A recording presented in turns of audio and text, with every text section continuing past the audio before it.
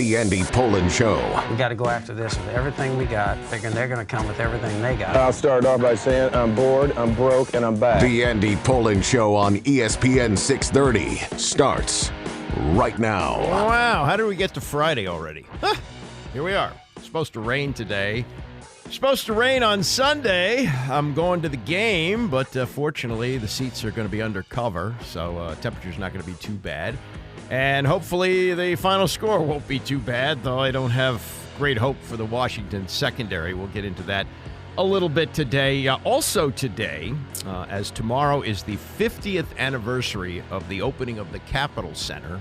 Remember the Capitol Center in Landover with the funky roof? Yeah, and the telescreen and Stars and Stripes and Eagle Parking and all that stuff. Yeah, it opened 50 years ago tomorrow.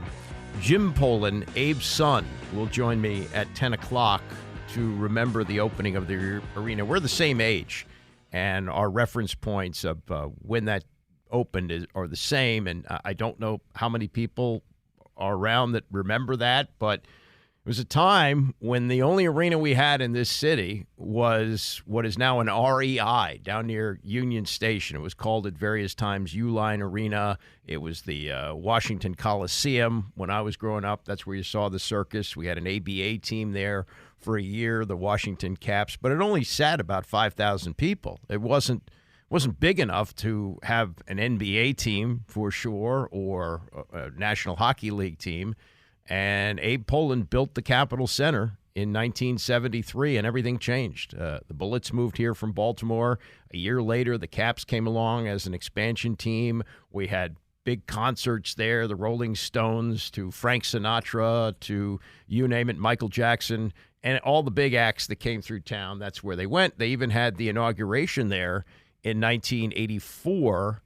After it was too cold to hold it outside. It was Reagan's second inauguration, and they had it indoors at the Capitol Center. It's long gone. It was torn down in 2002, but for most of us, my age anyway, there are great memories of going there for games and concerts and whatever else you went there for. And again, it's a distant memory with even now the second arena that they built, Capital One Arena. There's some question as to how long the teams are going to stay there. They're looking for a lot of money from the city for improvements on it. And to me, it seems like it was built yesterday, Capitol Center 50 years ago. And that in many ways seems like yesterday to me as well. But we'll talk about that a little bit later on in the 10 o'clock hour. We also do Ravens preview every Friday. So we're going to talk to Ken McCusick, who does Film Study Podcast, and get a preview of, well, the bye week. But Ravens still have 5 games left to go, 6 games left to go, right? No, 5 games left to go, starting with the Rams. They'll be home a week from Sunday to play the Rams. So we'll get into to all that coming up. Let's get rolling with, though, something that's at the top of the sports page. Yes, I have the actual newspaper in front of me.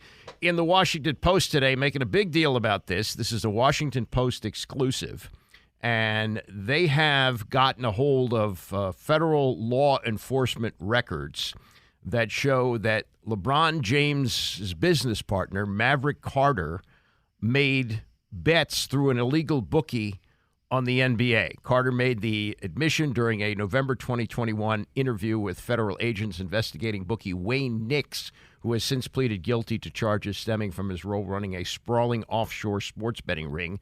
Carter told agents he could not remember placing any bets on the Lakers, according to an investigative report summarizing the interview. A spokesman for Carter and LeBron James confirmed the interview occurred in 2021 and before 38 states and the District of Columbia legalized sports betting. Yes, see, this is, and you can read the whole story if you'd like. I've gone through the whole thing.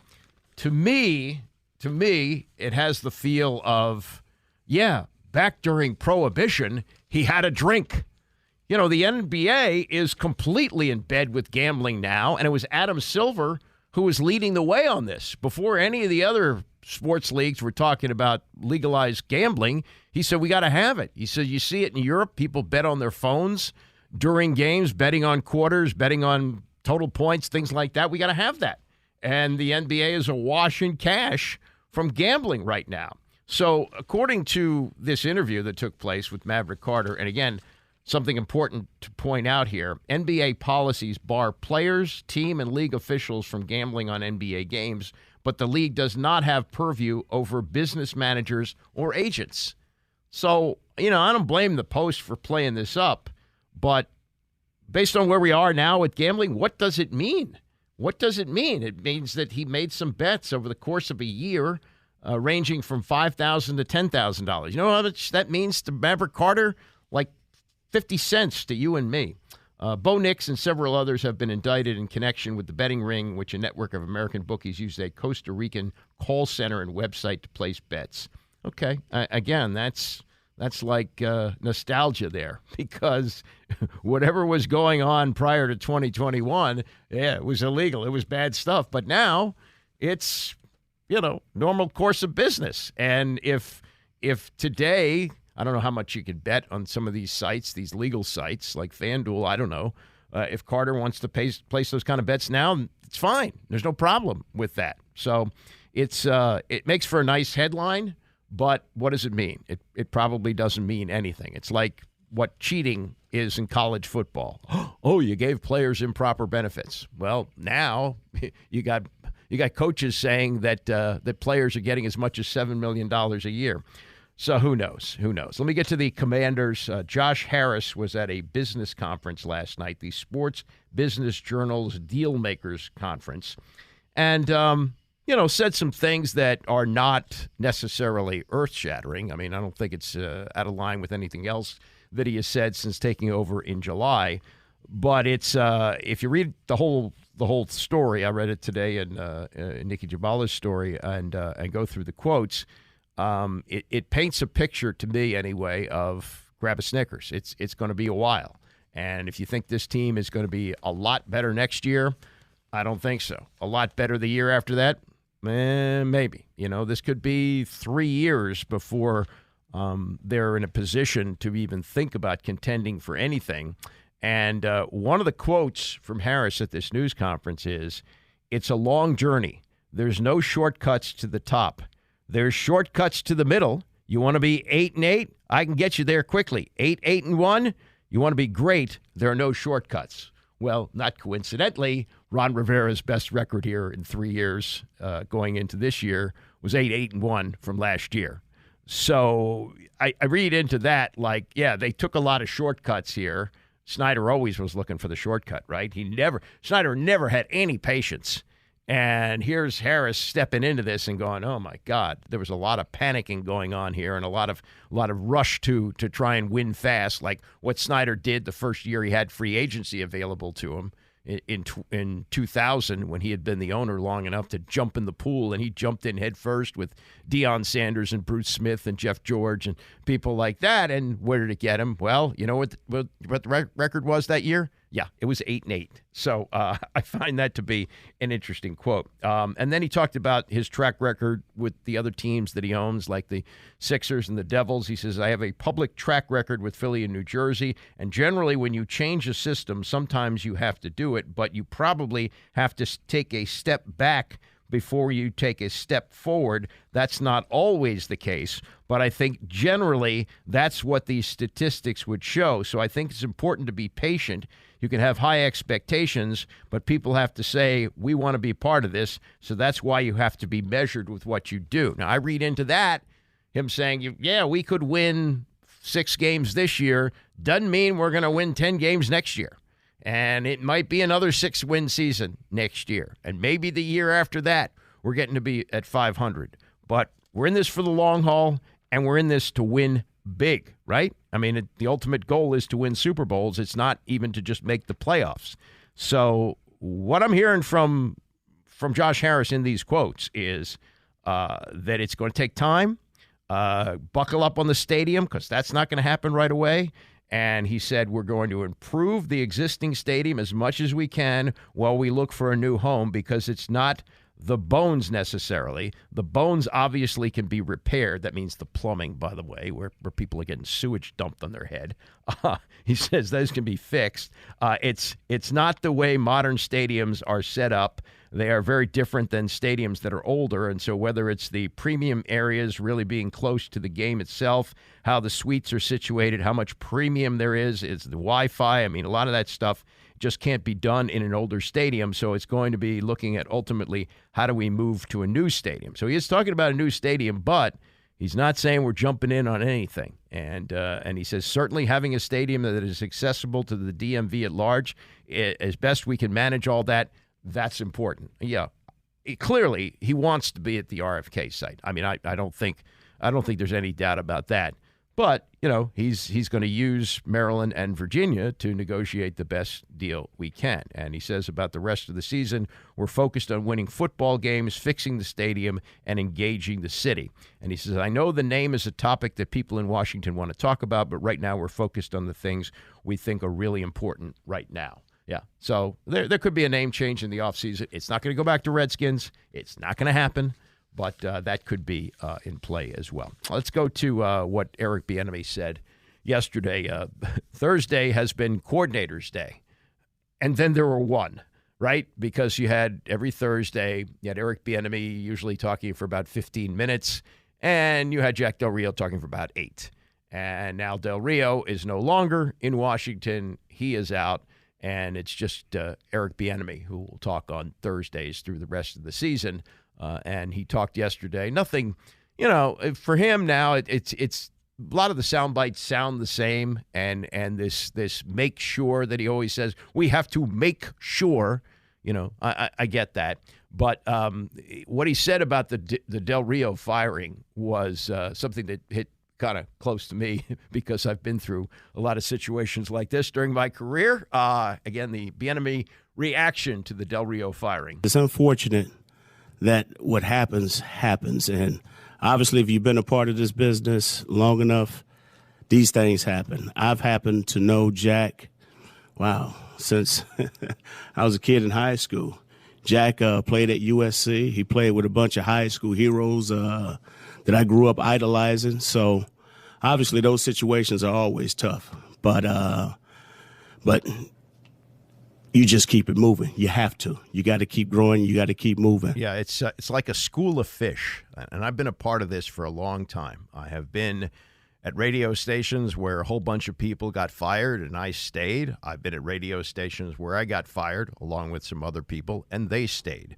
And the lesson is always the same. Just keep doing your job. Keep moving ahead. It's like, you're a school of fish, and a shark comes along and chomps up the fish at the end of the line there, and the rest of the fish just keep swimming along. And that's kind of what Bieniemy is doing. Now, whether he's going to be in line to be considered to be head coach next year, I think he's still got something to play for now. 5 games left. There might be something in it for him if things really, go on the uptick. But I think the defense will have a lot to do with it, too. If the defense keeps giving up points, which the Commanders have been doing, leading the league in most points allowed, not leading, but at the bottom of the league in points allowed, he's got to keep scoring. And whether he can keep doing that to the point where they can actually win, we'll have to see. Now, this is the first Bieniemy we get after the game against Dallas, the 45-10 loss. And it's kind of an interesting statistical look at a game that was that lopsided because the Commanders held the ball for 37 minutes. They rolled up 376 yards of offense, 108 on the ground. And you look at those numbers and you say, Jesus, how could you lose a game by 35 points? This is Bieniemy on that subject. We just didn't finish. Our guys, our guys fought. They played hard. They played fast. Now we have to learn how to sustain drives and finish. That's a part of the growth process. That's a part of the maturity level that we need to inherit as an offense. That's going to help us to grow collectively and together as a unit. So those are just some of the things that when you're establishing a culture of responsibility and accountability, those are some of the things that's a part of the growth process when you're enduring this time. Of course, it helps when you're 4th and 1 and Jahan Dotson doesn't collide with Brian Robinson in the backfield, too. So sustaining drives and finishing, you can't finish it Keystone Cop style like you did on that particular play in Dallas. Last thing from Bieniemy, this is about who he's going to be up against on Sunday. Vic Fangio, now the defensive coordinator of the Miami Dolphins, a team that can score quickly. You don't often see really good defenses on teams that do that because, it's what they call complementary football. You got to have a running game to control the clock.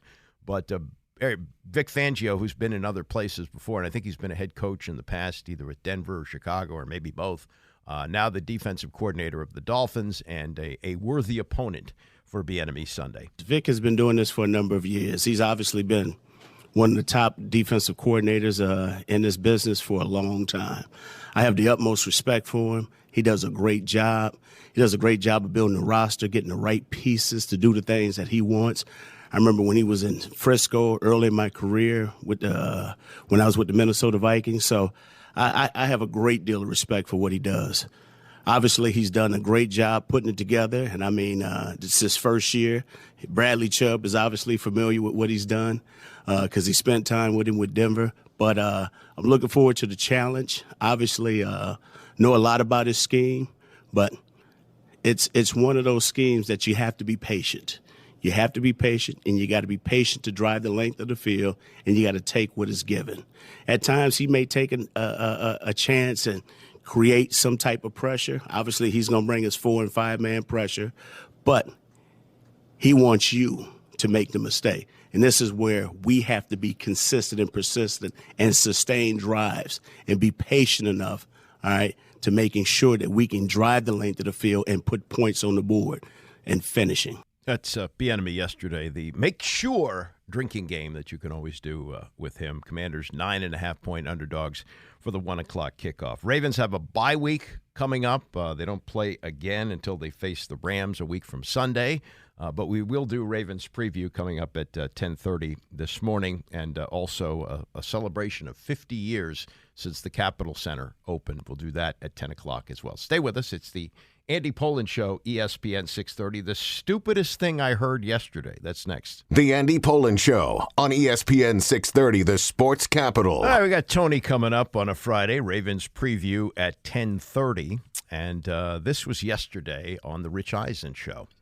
You've probably heard the rumor, report, nothing really substantiated until yesterday, that Greg Olson, who is the top analyst for Fox, keeping the seat warm for Tom Brady if he goes through with his contract, which is due to pay him $37.5 million next year.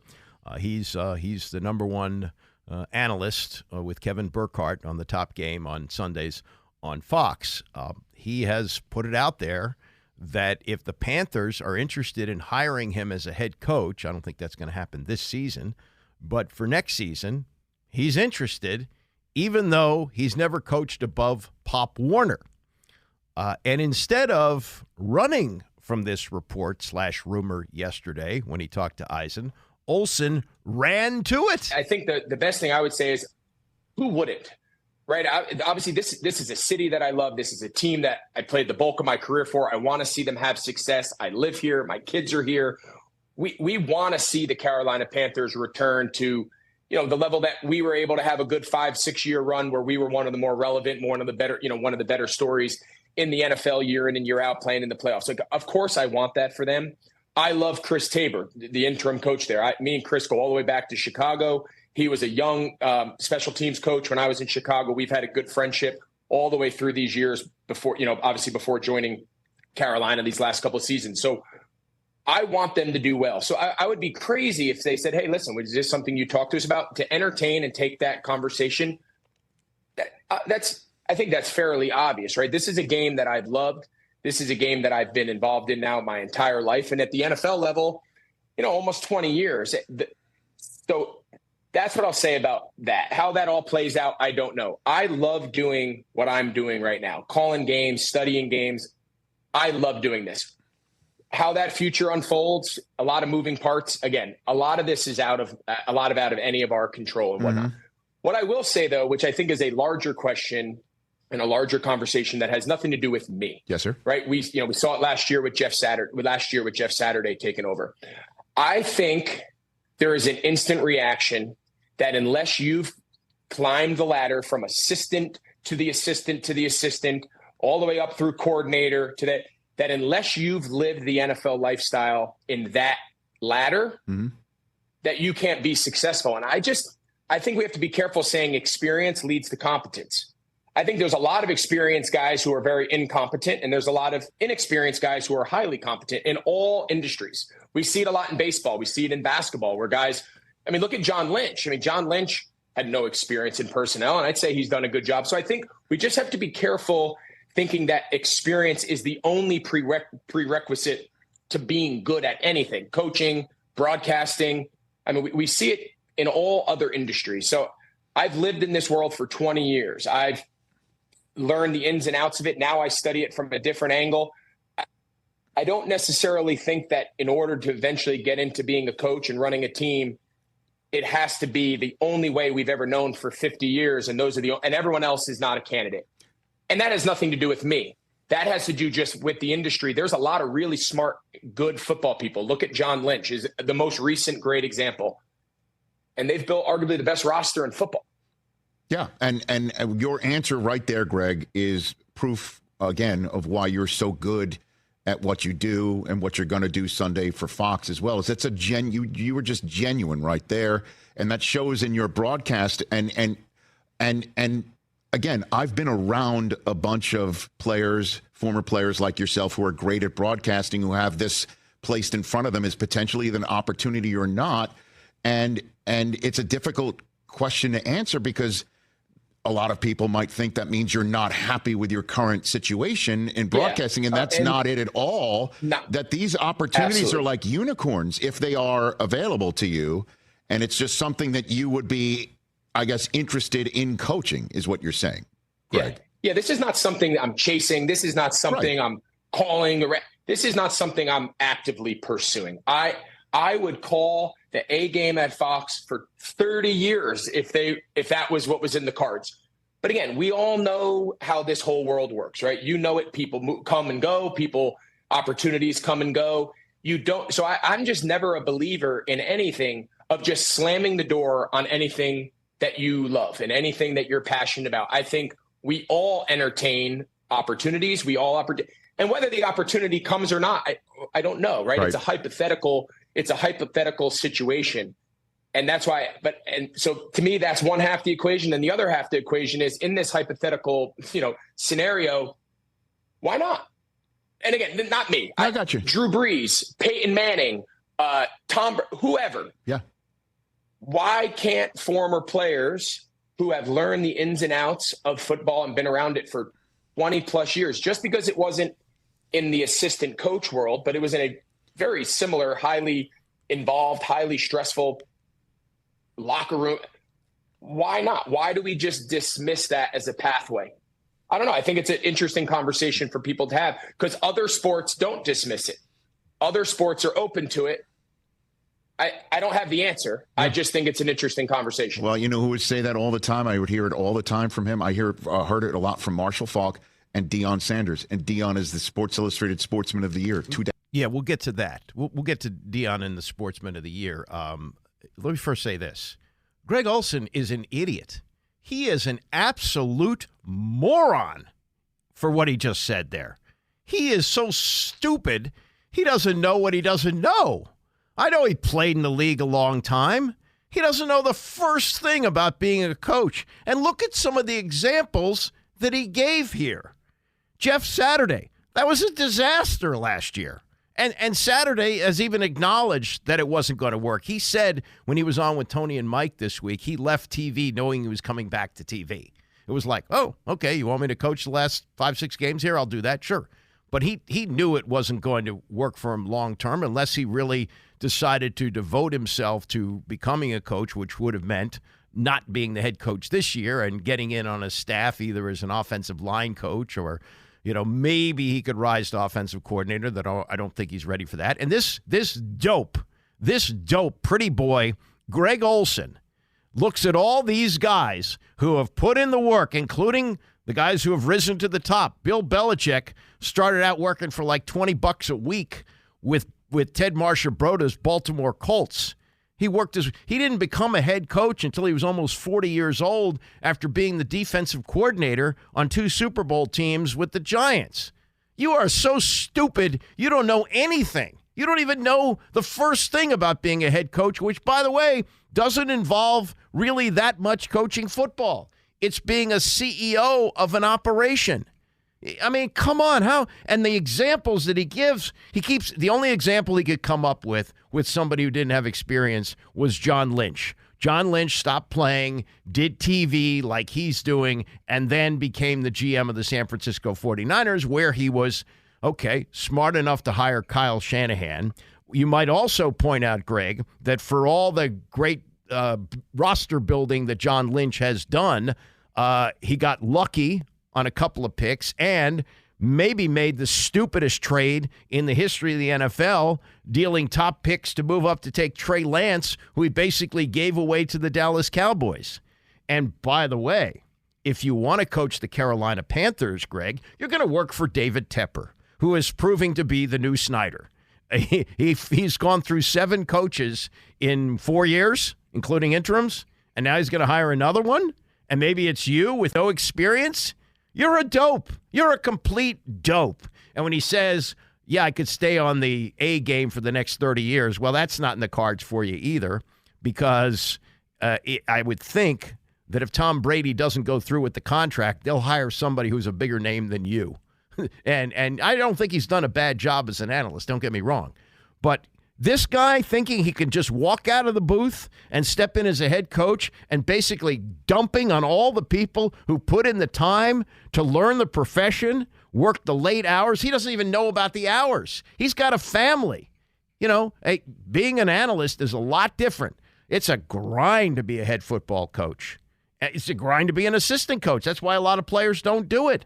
You got to work incredible hours. He is so ridiculously stupid. I can't even get my head around it. And Eisen with the big slurp there about, oh, you sound so intelligent when you say, no, he sounds like a dope when he says what he says. And he gave Deion as an example. Well, let me say this about Deion. Deion coached high school in Dallas. He coached at Jackson State and was successful there. And then he got a shot at Colorado. And yes, he was Sports Illustrated Sportsman of the Year, but he went on after a 3-0 start to lose 8 of his last 9 games. So, this is just absolute lunacy. And when I first heard the report that Olsen was interested in being approached by the job, I thought it was his agent leaking it to try and get Fox to give him more money. But no, he's serious about this. What a complete imbecile. What a complete dope. And if he gets hired by either the Panthers or somebody else as a head coach, oh, my God, aren't we going to hear from people about equal opportunities? People like Eric Bieniemy, who have been waiting their turn, have been working as hard as they can, and there are many other African Americans. Steve Wilkes, by the way, Greg, stepped in as an interim last year when Tepper fired another coach there, and he went 6-6 and didn't get the job. And Frank Reich, a white coach, got the job with actually some experience, and he got fired after 11 games. And you think that experience is overrated? You coached Pop freaking Warner, and you think because you're so smart because you played football and people told you what to do. That's the thing about players, too, that people don't understand. They're told where to go, what time to be there. Everything is programmed for them, the meals, the whole thing. When you're in charge of a big operation like an NFL team, you got to be a CEO. Oh, I can't believe how stupid he sounds there. What a complete imbecile this Greg Olsen is. And I would have thought that he would have at least said, well, yeah, that report's out there. There's a lot of things that I might consider if it were to come along. No, he jumped in head first. Oh, yeah, I can do this. Look at John Lynch. Well, look at John Lynch draft Trey Lance and have to give him away. Yeah? I mean, he got lucky with Brock Purdy. I'll give him that. I don't know how much research he did into Brock Purdy before he took him as the last player in the draft. And he's also got Kyle Shanahan coaching these guys. And the roster wasn't terrible when he got there. Yes, he's made some additions and he's made some good moves, but you're an imbecile. You're an absolute imbecile when you say those things. And if I were a head coach and I'm sorry, if I were an assistant coach trying to become a head coach and I saw Greg Olson on the sidelines, I'd punch him out. I'd say, you freaking dope. What are you thinking? And what are you saying here? You're dumping on the entire profession. Yes, there are people with experience who are incompetent. I'll give you that. Yes, absolutely. That's the case. But the number of people that can just step out of the booth and step out of the booth after doing like Terry Bradshaw parodies and become a head coach, no. You have to learn how to do it. And it's a lot different than you think it is just because you know a lot about football from playing it. What an imbecile he is. What a complete imbecile. All right, let's get to what happened yesterday, as Eisen mentioned there, that Deion was, in fact, the Sports Illustrated Sports Person of the Year, which I found to be curious. And then I watched PTI last night, and Pablo Torre was on with for Wilbon, so he was on with Tony, and they went into the whole process of why Sports Illustrated made Deion the cover guy. Considering his team has lost 6 in a row and 8 of 9 since their magical start in September, does this choice make sense to you? It does, insofar as I worked at Sports Illustrated, and I have a feeling that they made this decision a month or two ago, back when Colorado was not 4-8 and ending the season on a tremendous losing streak. I believe that they saw that Deion Sanders was a revolutionary figure of sorts. They put their chips in the center of the table on him. So the practicality of magazines, this is how it happens. But man, this looks bad. It's been a bad week, Tony. I like how you put SI on me exclusively as if you did not have bylines there yourself once upon a time. It's a bad look, but we share that look residually. You and me both got to share that look. Yes, and yes, I understand that. I'll get to the Deion Sanders thing immediately. I think you have to look at the landscape of sports in 2023. Nothing really exciting happened, unless you consider the dissolution of the Pac-12 and conference realignments to be something we're talking about, or the failure of the Women's World Cup team or something like that. But I don't think it rises to that level. You had Denver winning the NBA. You had Texas winning the World Series. You had Kansas City again winning the Super Bowl. So there are no blockbusters there to me. I mean, if, for example, if Shohei Ohtani hadn't gotten hurt, maybe he'd be the Sportsman of the Year. If Aaron Rodgers hadn't gotten hurt, maybe he'd be the Sportsman of the Year. Bruce Bochy, is he going to sell a lot of magazines? UConn? Seriously? Novak Djokovic, get out of here with that. Maybe the transfer portal, but I can defend Deion on this level, and you use the right word. For a time there, he appeared to be revolutionary. For a time there, he appeared to be the smartest guy in the world. And on this particular show, when they started out by beating TCU in Nebraska, we talked about Deion every single day. Every single day for at least a month and a half. And Deion helped us because he's a great self-promoter. He is. He's great. Tony, the only name I can consider in terms of a pop cultural crossover figure in sports this year is Travis Kelce, right? Won the Super Bowl, is now dating Taylor Swift. But the reason you pick Travis Kelce are the reasons you pick Deion Sanders. It's the stuff off the field. It's the guy who gamed the attention economy. That's right. So in that way, I'm not so scandalized by Deion as their choice, to be honest. I'm going to go further. That when Deion was at the height, I mean, I know it's turned bad lately, and there's stories that he can't get any recruits, and I'm sure coaches are happy if Transfer that's true. portal, yeah. But Deion Sanders had more impact than anyone all year. Deion Sanders gave more hope to more people than anyone all year, and he also got television ratings that were tremendous. And I'm glad you mentioned Travis Kelce, because there's one person better than Deion, and it's not him. And Sports Illustrated is not going to make Taylor Swift the Sportsman of the Year. That would have moved magazine. Yeah, that's not going to happen. The Sports Illustrated angle of this is interesting, and I think it's another indication of why magazines are going to be obsolete completely. I don't even know if Newsweek exists anymore. They don't print. I guess Time does. Sports Illustrated comes out, I believe, once a month, maybe like 6 times a year. I don't know. I mean, it used to be a weekly. But what Pablo points out there is probably exactly right, that they had to make a decision a couple of months ago. And a couple of months ago, it didn't look like Colorado was going to win the national championship. but it didn't look like they were going to finish 4-8 either. They won their first 3 games, so if they went like 500 the rest of the way, they'd get into a bowl. Now they weren't even bowl eligible with 4 wins. So that's another example of that. Also, Sports Illustrated's had a bad week. It was revealed that they had used AI to create fake reporters. And Rick Riley, who wrote for them for 23 years, one of the great Sports Illustrated writers ever, now writes for the Post from time to time.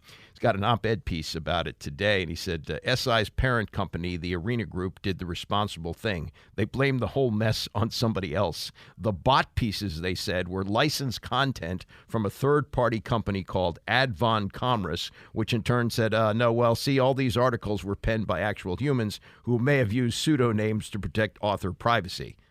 Okay. And he writes, this is a really good line from Riley today. He says, journalism is getting faker than Velveeta.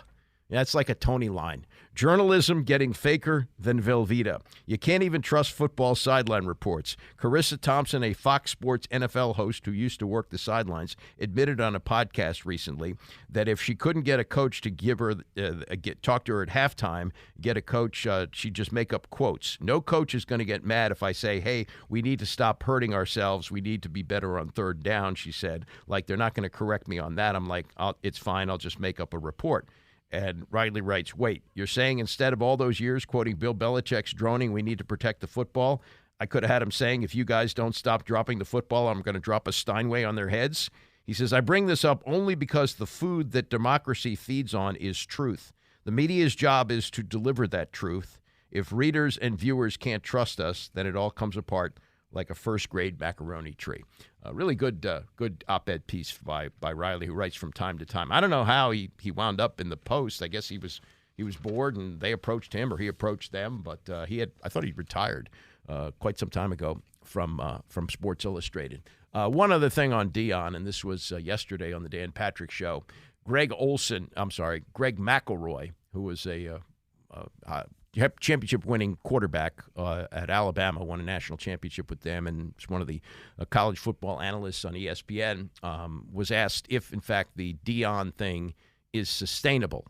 This excitement that he created at Colorado, sold out the stadium, got people talking about Colorado football, showed you that the transfer portal is like a revolving door. You can bring guys in and out. McElroy was asked, is this kind of football sustainable? I think it's sustainable in a sense that he's still going to be a hot topic of conversation. I think it's sustainable in the new conference that he's moving into. That's the Big 12 next year. He obviously is well known around the country, but he's really well known and really well respected in the state of Texas, where that's kind of the heart of the Big 12, the new Big 12.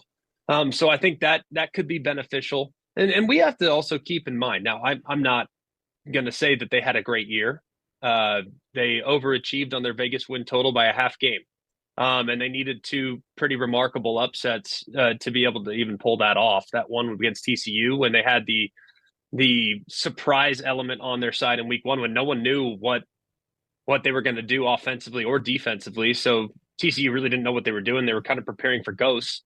But I still think progress was made this year, way more significant as far as their competitiveness in year number 1 than they were in the year before. So I think it's sustainable in the sense that they're going to continue to be a problem for teams, but are they going to take on the college football world and just show you the new frontier? I don't know if I necessarily am going to go down that rabbit hole at the moment. So that's Greg McElroy yesterday on the Dan Patrick Show. And I think we mentioned this yesterday, that there are only 9 players committed to coming back at Colorado next year. So there's going to be a whole new cast. The Deion kids, I guess, are going to stay for another year, and we'll see if he can repeat the excitement that he created this year. It's going to take a lot more than 4 wins, I'll tell you that.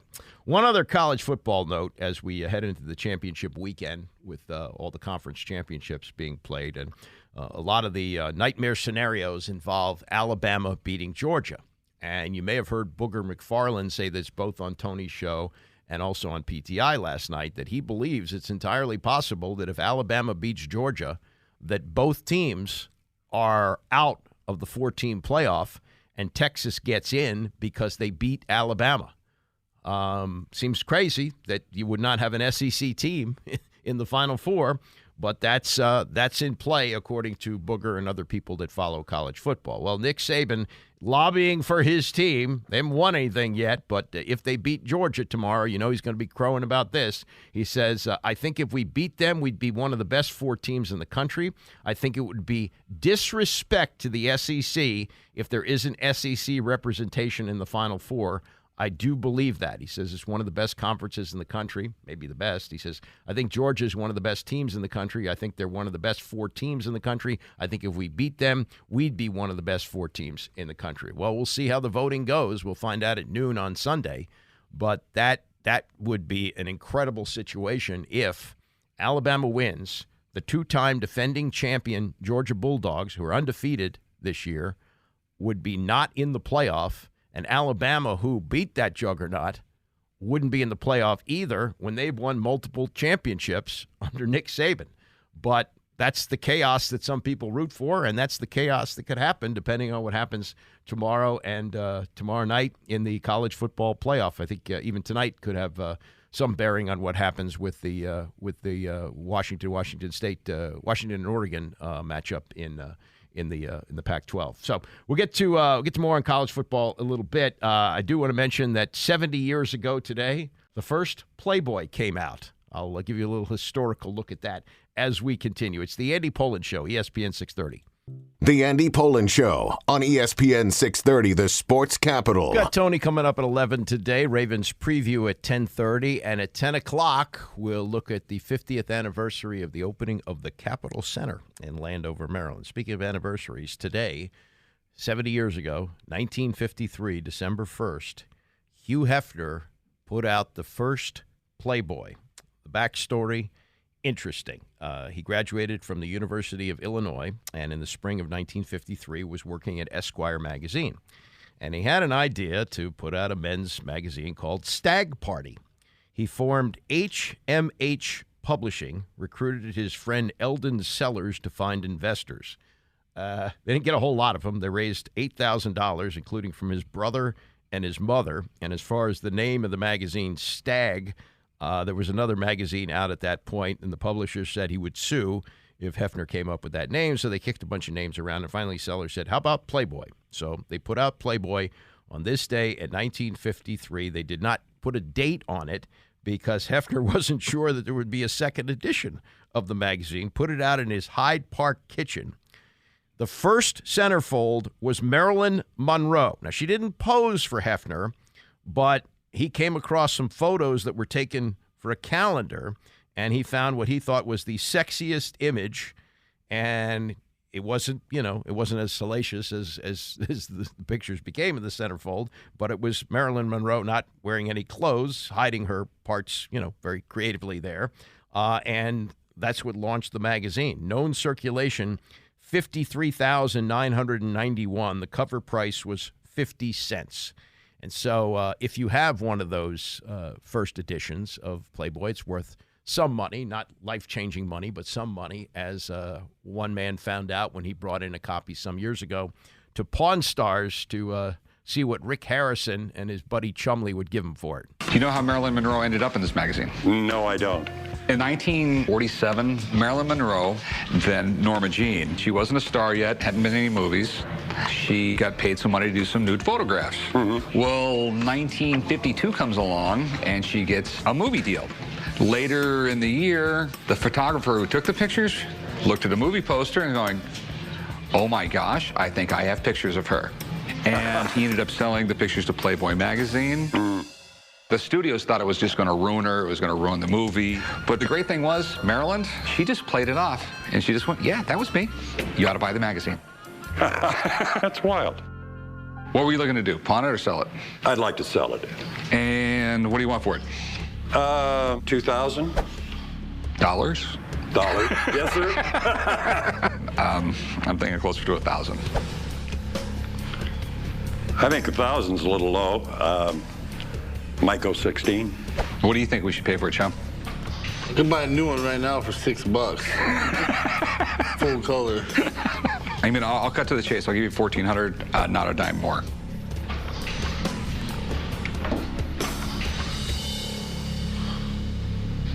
Okay, Yeah, so he got his $1,400. Now, if you have a mint copy of the first Playboy, it would be worth about $5,000. The thing is, who has a mint copy of a Playboy magazine? You know, I mean, come on. Now, as young boys, we would sometimes go to the recycling center and sometimes sift through the magazines and find some old Playboys that somebody threw out, either as he was getting married or moving or whatever. And that was, you know, pre-internet. I mean, that was it. That was Playboy magazine. They don't print a magazine anymore. And, you know, sometimes you get into these conversations like, if you could be anyone in the history of the world, who would you like to be? And, you know, some people talk about, you know, great presidents, you know, like Roosevelt, Lincoln, what? No. The answer is Hugh Hefner. Yeah, if you could be any person in history, you would be Hugh Hefner. I mean, what a life he had, living in the Playboy mansion, walking around in a robe with his slippers and the pipe and all the beautiful women around him. I mean, what's not to like there? And Playboy magazine certainly had a good run, as it was born on this day in 1953. So a little look back on that. One quick thing, LeBron James says that if his game conflicts with Bronny's debut for the Trojans, he will skip the game. Lakers coming off another embarrassing loss, a 133-110 loss to Oklahoma City. He says family over everything. Definitely got to go see Bronny's first game whenever he is cleared and ready to go. Now, he could be back with the team next week. There are a handful of games that also conflict with the Lakers' schedule. December 28th, the 30th, January 3rd, 13th. I don't know how many he would miss. But with him, they're not doing so well. They've lost the last two games to Philly and Oklahoma City by a combined 67 points. They're 11-9 as they get to the quarter mark of the 82-game schedule. Look, with load management and everything else that the NBA does these days, if LeBron wants to take a day off to see his son play, so be it. And these new cockamamie rules they have about if you rest a player for a national TV game, you get fined. NBA's not going to fine LeBron James for going to see his son play after his son literally died on the court, and fortunately they had the equipment there to resuscitate him, and his heart ailment, I guess, has been taken care of and cleared by doctors, and that will be a wonderful thing when he gets on the court for USC, whenever that happens, if it's next week or in 3 weeks, but he has been cleared to resume full activities with the team, which is really great. Coming up, next hour, we'll look back on the 50th anniversary of the Capitol Center, plus Ravens preview. Tony at 11, don't go away. We have Ravens preview at 10:30, Tony at 11 o'clock, and once upon a time in this city, we only had a professional football team. The Washington Senators left town after the 1971 season. We did not have an NBA team. The hockey team was not yet born, and there was a void here in the city. And the Baltimore Bullets, of course, playing up the road, very good team. They had made it to the NBA Finals in 1971. But the owner of the team, Abe Pollin, didn't feel like he had the support that he needed for that team, and he wanted to move the Bullets to his hometown. One problem, there was no arena here, as Abe recalled many years later. I knew we had to do something, and we had to move the team, and I decided the best place that would move it would be my hometown, which is really Washington. At that point, I negotiated with various people to build an arena because I just wanted to be a tenant. And so I negotiated with the Marriott folks, with the Rouse folks at Columbia, and none of those deals came to fruition. So finally I said, well, the only way it's ever going to happen is if I can do it myself. Yep, and with that can-do spirit, which defined his life, Abe Pollin built the first of two arenas that he would build in this area. The first one called the Capitol Center, and the one that remains to this day, which is now called Capital One Arena, somewhat ironically, I guess. But Capitol Center opened 50 years ago tomorrow, just a day before Abe Pollin was to turn 50 years old. He would be turning 100 years old on Sunday. His son, Jim, joins us now, and like me, followed all of this as a high school kid, growing up a little bit closer than I did, living in the same house with Abe. And finally on this day, or tomorrow, of the December 2nd, the Bullets open the season against the Seattle Supersonics at the Capitol Center. And I got to guess, Jim, this was a really almost a Hanukkah miracle that actually Abe was able to pull this off. Hi, Andy. How are you doing? Good. Good morning. Yes, it was a total miracle that it was pulled off. There wasn't much support from the county, and my father just bulldozed all the way through. And even the day of opening, he still did not have a permit for the sewers. I guess if you came to that game and you parked in the lot, across, the annex lot, it was full of water. I mean, it was just a mess. And also the telescreen was just put in, and it wasn't even tested yet. So at the beginning of the game, and they turned on the telescreen, and it went on, and we all just had a sigh of relief. But but it was an amazing day, just an incredible, amazing day for the city, because the city had an arena finally. Yeah. A state-of-the-art arena with a lot of new bells and whistles. Yeah, no question. And I think, to back up a little bit here, we had the only arena available was at one time called the U-Line Arena. It was the Washington Coliseum when I was growing up, and that's where you saw the circus. There was even an ABA team with Rick Barry called the Washington Caps that played there. But it was only 5,000 seats. And your dad knew that if you moved the Bullets to Washington, they couldn't play there. They had played some games at the University of Maryland, but you couldn't make that your home court. And so, in as he said there in that soundbite we played, he tried to get Washington to build him an arena. It wasn't going to happen at that time.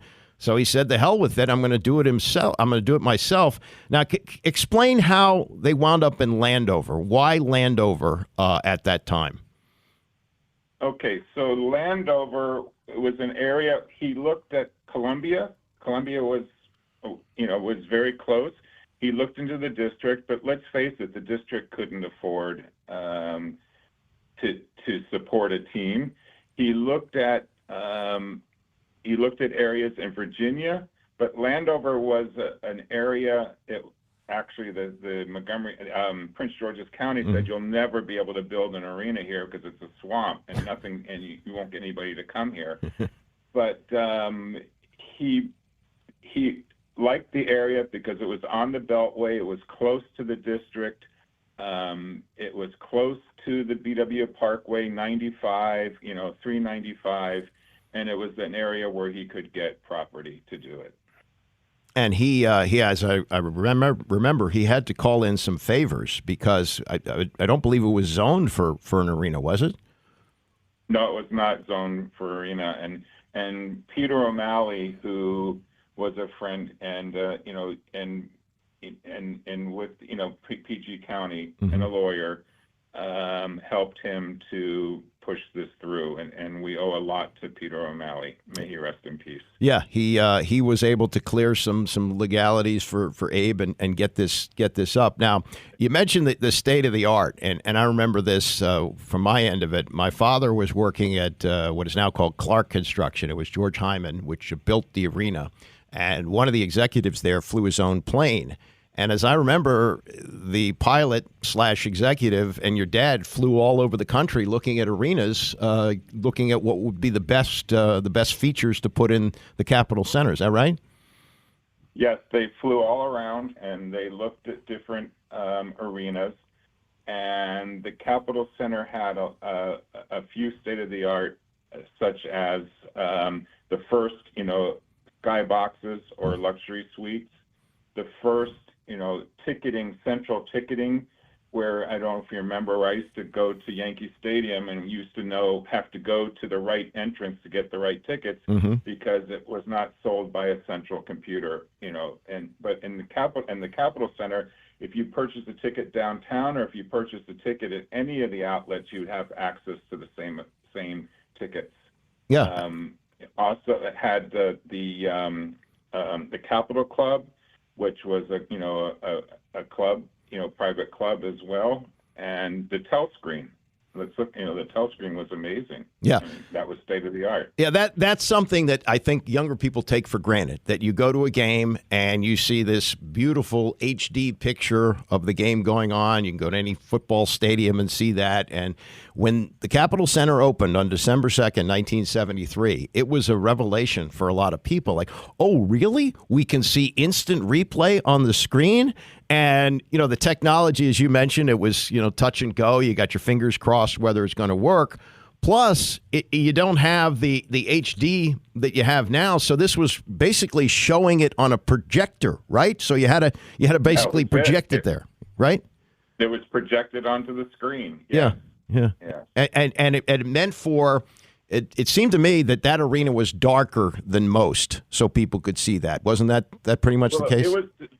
It was designed that way. Actually, I just remember it was called Ida-4s. That was the projectors that projected onto the screen. Mm-hmm. And if you remember the Capitol Center, up in the red seats, all around the outside, everything was painted black, so it was dark, right? So that you could, and it was designed so that you were like in a theater and dark, so that you could see the event, which was lit up, and then also so that it did not interfere with the telescreen.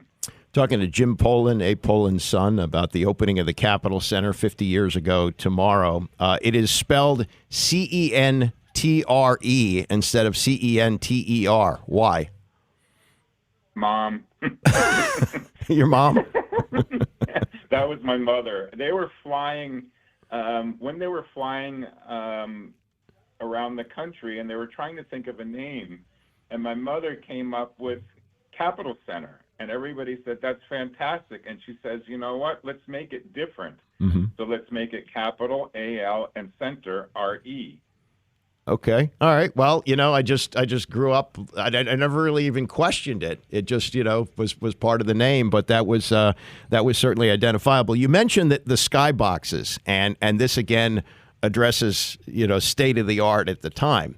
They were actually up in the sky. So people who could afford to sit in them couldn't necessarily, especially for basketball, see the court, right? I mean, that might have been a kind of an oversight on their part, that when they put them up there, they go, oh, well, how are you going to watch the game? Well, it was new. It was a new concept. And yes, they were far away. They were very far away. And now if you look at Capital One Arena, they're mid-level, or any other arena, they're mid-level, and some are up on an upper level, but never up on the top where, Capital One Arena, that's the press box. So, but, remember, this was, it was the first ever. Yeah. So. And your dad, who could sit in one, I assume your family owned one, would sit, at regular seats at the center of the court. And like a lot of owners, he was into the games, but he was really into the games. And to the point where if he brought a guest and the guest rooted for the other team, right, he didn't like that at all.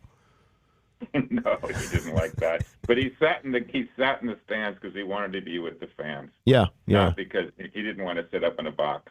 Yeah. And he didn't sit. I guess outside of Los Angeles, this wasn't that common. But floor seats. Did he ever think about having floor seats at the Capitol Arena, Capitol Center? Well, I don't know if they even had floor seats at that time. Yeah. Really. But one thing about my father is that when he would travel an away game, he would always have to sit on the other side of the team at the arena. He would never sit near the team because he would never want to look like he was interfering with coaching or with the team. Huh. Interesting. He was. Yeah. He let his people do their work and was very loyal to the people who stayed with him, like Wes Unseld, for all those years. When he makes the move to the Capitol Center, I remember this too. The Bullets, who had been the Baltimore Bullets for a year, became the Capitol Bullets. Was that to try and maybe keep some Baltimore people going to games? What was the reason behind that? I think it was trying to keep Baltimore people coming to the games, which didn't really happen. Yeah. And then I think that it was in Maryland, and he wanted to make it, the capital area, Washington, D.C., the capital area, and then just decided to call it the Washington Bullets because I grew up here and grew up in Maryland suburbs, and when people ask me where I'm from, I don't say Baltimore, I say I'm from Washington. Yeah, so do I. Right. So. Yeah, you're a Washingtonian, not necessarily a Marylander. Yeah. The other part of this equation was the Capitals. And I guess long term, the arena would have survived without it because of all the concerts and other things, horse shows, tractor pulls, whatever else they had there. But your dad felt it was necessary to have a second tenant that would have 41 dates. And tell the story of how close it was in getting the Capitals as an expansion team. Well, first off, there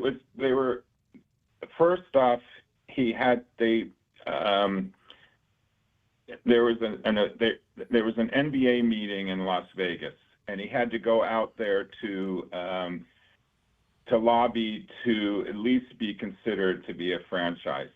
And he was in the elevator, and Jimmy the Greek came into the elevator, and he says, "Oh, you're the guy that's trying to get the Washington team." He says, "Washington will never go for hockey. It's a southern city. I'm going to give you, 1,000,000 to 1 odds against it." And my father looked at him and said, "You know what, Jimmy? I'll take those odds." And then, and then in Montreal, they went up to Montreal, and he just persevered. He had to have that team in order to have the arena. Yeah.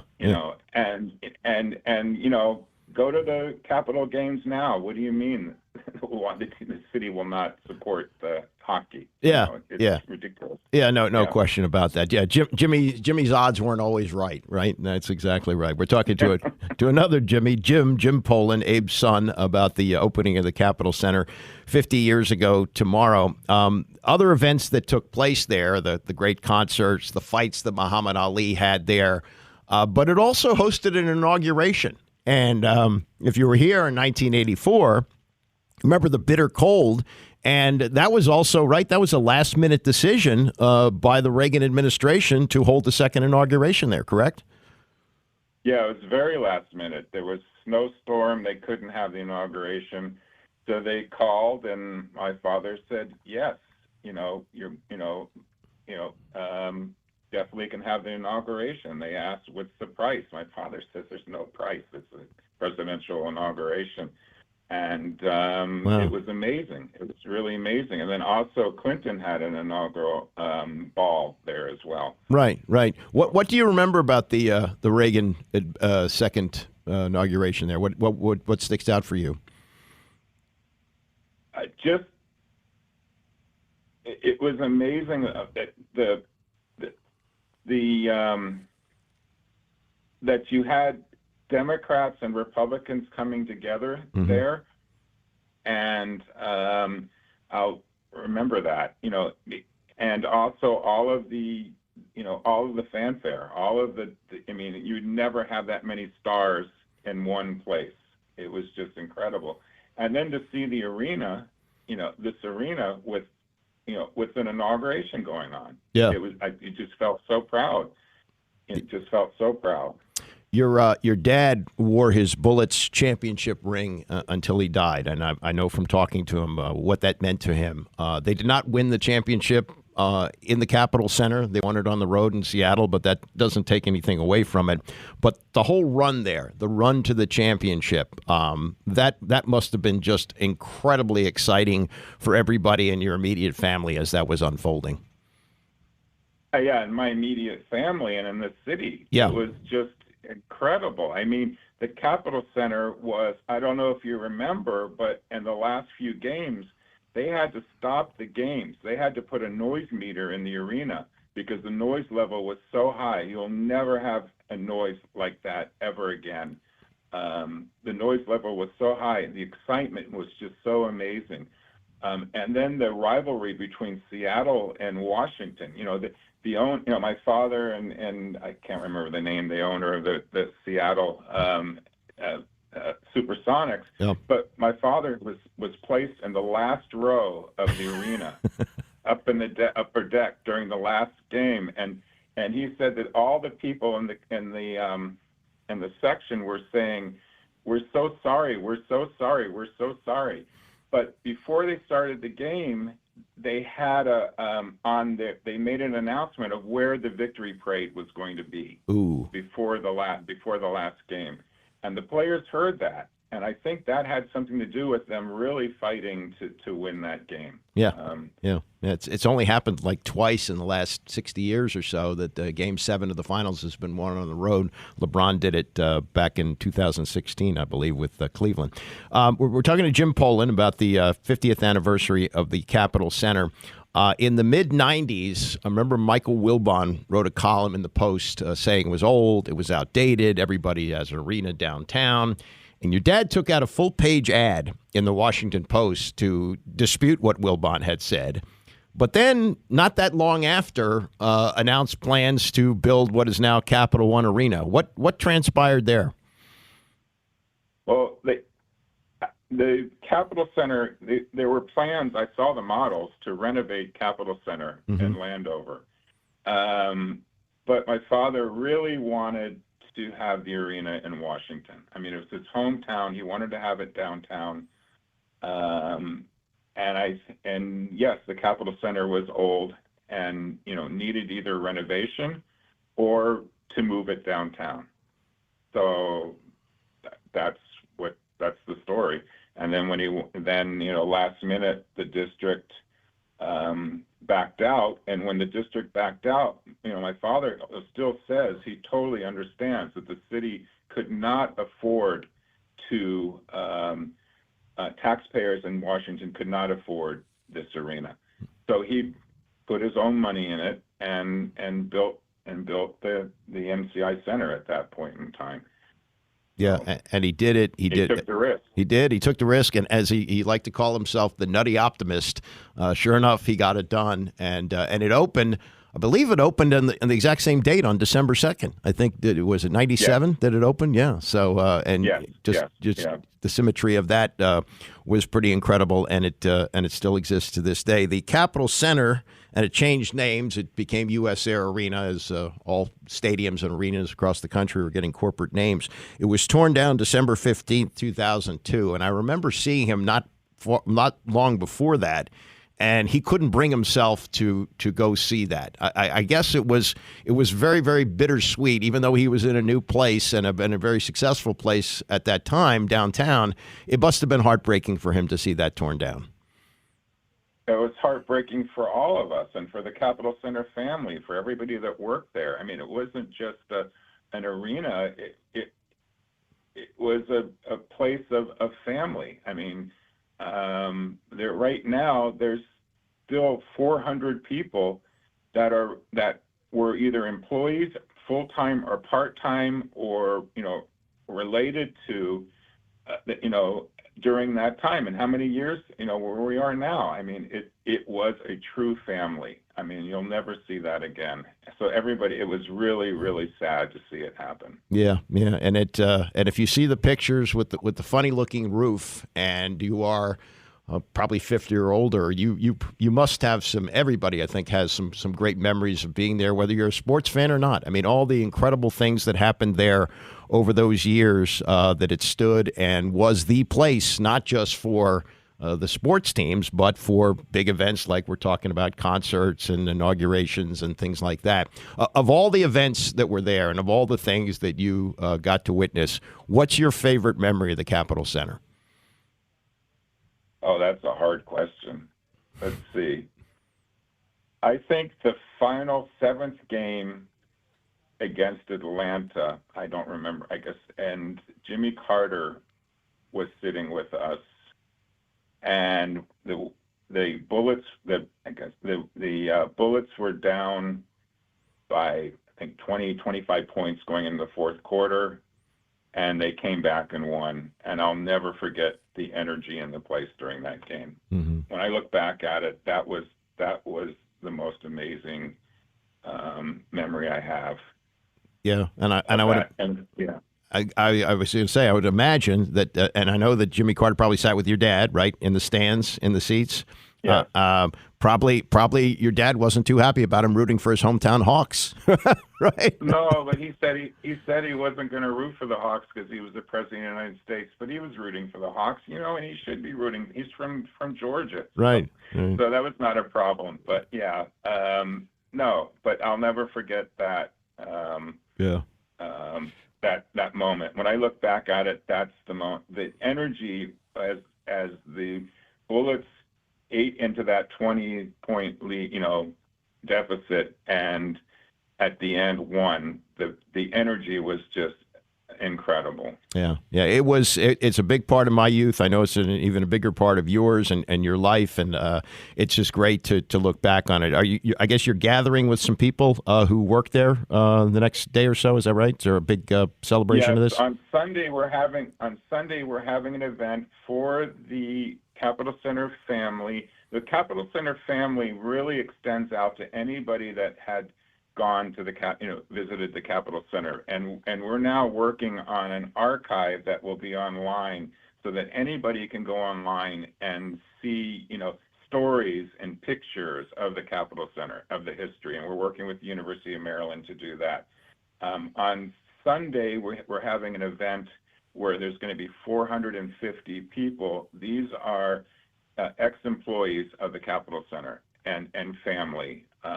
And it's going to be a celebration of the Capitol Center, and it's just amazing that when you look at it, how many years later that there's still that many people that are coming together, and they come together. I mean, every month there's people, they come together for after work events, and they come together for every year for annual events. It's